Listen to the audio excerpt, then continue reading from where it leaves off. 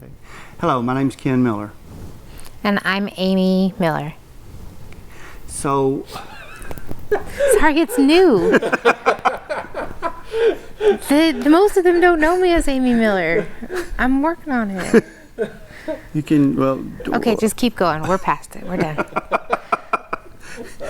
So, I started coming to 24 because Amy has been coming here for quite some time, and I really liked what it was doing in her life. I liked how she was feeling and how she was really showing the love that she had for Jesus and God, and it was really moving in her life.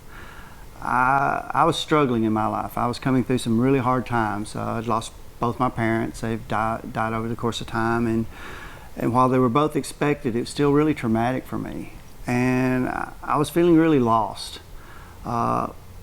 Been through a lot in my life with what I do for a living. You know, being in law enforcement, I see a lot of things, and I get exposed to a lot of things that most people don't realize. I see the horrible things that people do to each other. So I was truly lost in my own thoughts and thinking that with what I've seen and what I've had to do, I'm unsavable. There's no way that God could want anybody like me. For what I've had to do, for what I've had to see, there was just no way. It couldn't be possible. When Amy came into my life and started showing me the fact that there is grace and there is love and there is acceptance and forgiveness, that was a pretty amazing thing for me. And to see what the church was doing for her and this church was doing for her in particular, it was just like, wow. So I started coming. And as I started coming and getting to know people and make friends and getting to know Chris and Nathan in particular and spending time with them, it just really started turning my world around. And I remember I was sitting probably right over there one day, and I bowed my head for a prayer, and that was it. I couldn't raise my head again. I sat there and I prayed and I cried and I prayed and I cried. And then Chris is sitting beside me telling me it's okay and that God loves me and that I'm home and it's okay to be here. And that's when my life started turning around.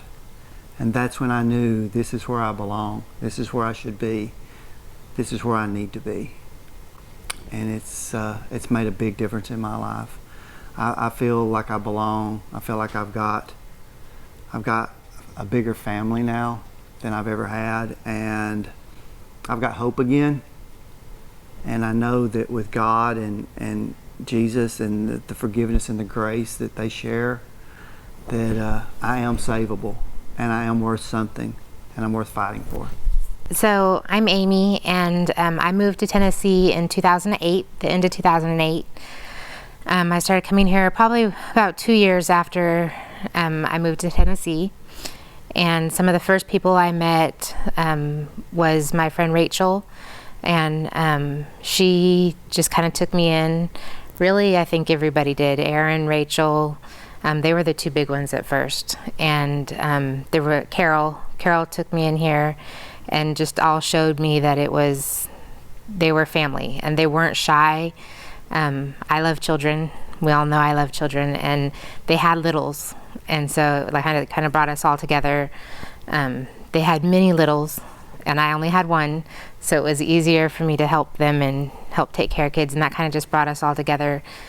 I've had some ups and downs, and our church family has always been there. They've always stepped up. They've always stepped in.